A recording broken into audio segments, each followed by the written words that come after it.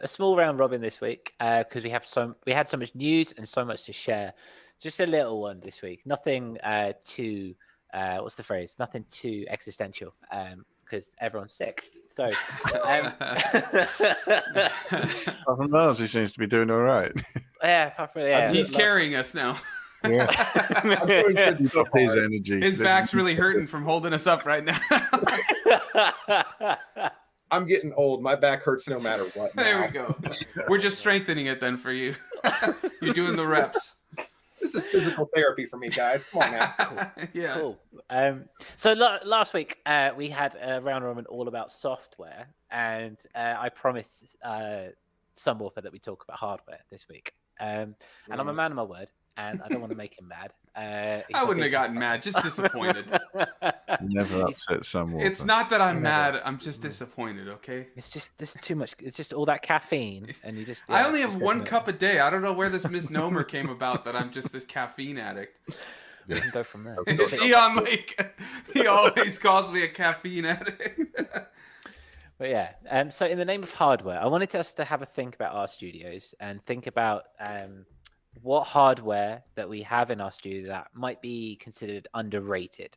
So either something that is really useful, which people don't really think about, or something that is especially a good value, for example. I don't know, like a cheap piece of gear or something like that. But something that brings a lot of value to your studio, but then isn't the first instance that you think about. Not a new synth or something like that. Everyone thinks about a new synth, that kind of thing.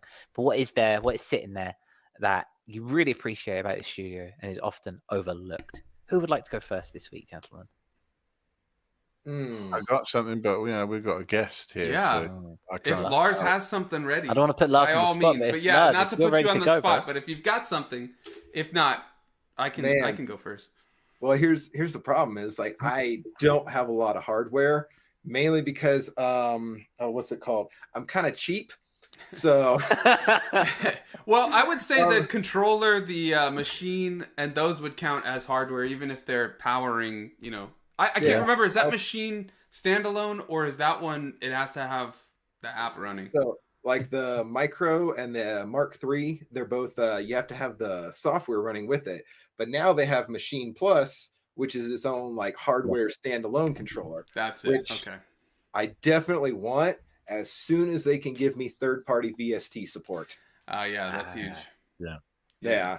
Because I mean, I have most of their plugins too, but I mean, you're gonna tell me I can't use all my favorite ones right now? That's kind of a deal breaker, guys. Sorry. Yeah. Well, so would you say that Machine Micro or the controller you've got is like your underrated piece of gear, or is there something else? Honestly, they're what I use the most, my keyboard and my machine. Aside from that, I have all these nice guitars sitting around. It's going to seem like the BC Rich. BC Rich. I love it. But actually, like, I love the BC Rich, but my favorite guitar is probably... Oh, I thought he was going to grab that little guy. Cigar box, right? I thought he was going to go with that. My cigar box guitar. Yeah. That's a fun little waste of time. Hey, with sampling, nothing is a waste of time. Yeah. That is true. That is very true.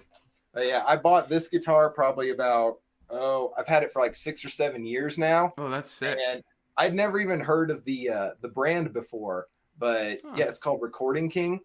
But it's really great. Like, it gives you like, it's some of like the bluesiest acoustic sounds like I've ever heard come out of guitar.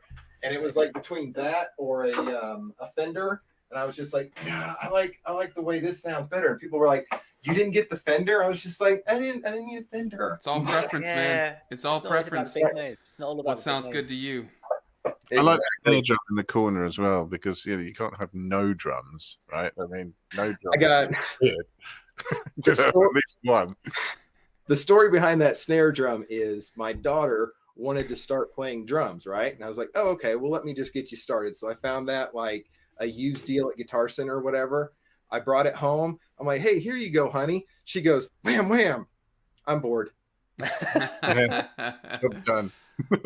Cool. And then that's how you start. That's how your entire music project started. Pretty much, yeah. Oh, what's that was the the stuff she doesn't origin, want to use? Jan Link, what about you? What's your underrated piece of gear? Wow. See, favorite gear is MS-20 and Sub-37. That's too easy. I've talked about the Micro Freak before about being really flexible and being quite cheap, but actually, I'm going to go with something I haven't looked at nearly enough yet, and that's the Modal Cobalt 8. Ah, yeah. Which was what I bought to be my new digital polysynth to do all of that stuff. It's got some really nice patches on it. One of them, I think, Sunwarper would like called boards or something. I don't know, boards. Oh, yes, indeed. Somebody on one of my videos on my YouTube mentioned, I think it was Modal Craft Synth. Have you heard of that one? Yeah, it's a tiny little thing. Yeah. Oh, is that one of those like really small ones? It's like a Volca size or something? Yeah. A little bit bigger than a Volca, like two Volcas. Little tiny one with like the black up here and the white down here. I think I saw Ricky Tinez or somebody do a video with that, but he mentioned it and I was like, I gotta ask Jan like if he knows that synth. I forgot what I paid for this, but it's got the best key bed of any of my synths, and it was cheaper than well, it's less than a quarter of the price of some of them. It's got loads of different waveforms. The oscillators do lots of different waveforms, and they'll morph between them. There are a lot more filter types and so on than I've seen on anything else before as well. Some really weird notch filters and so on. Nice. There's just tons of stuff on it, and it's got inbuilt DSP. It's got nice reverbs and delays and stuff in it. And it's like a sub £500 digital polysynth. So I mean, it's a lot in one tiny little package. I really like it, and I really haven't used it much. It's on most of what I do, but I've not really delved deep into it or featured it or anything. It's just doing pad type stuff, you know? So that's something I'm going to be focusing on over the next year to sort of, I've got to milk that and get some more, more mileage out of it. There you go. And Curtis, what about you?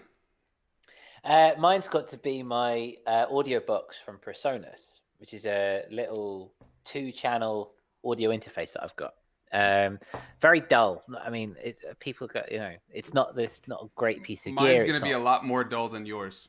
Well, yours is the Akai LPK 25. No, it's not. I'll explain later. Continue with yours though.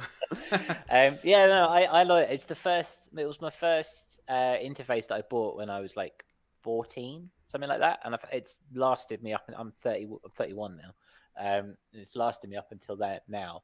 It's incredibly small. It's about not my mic. It's about that big. It's currently that is small.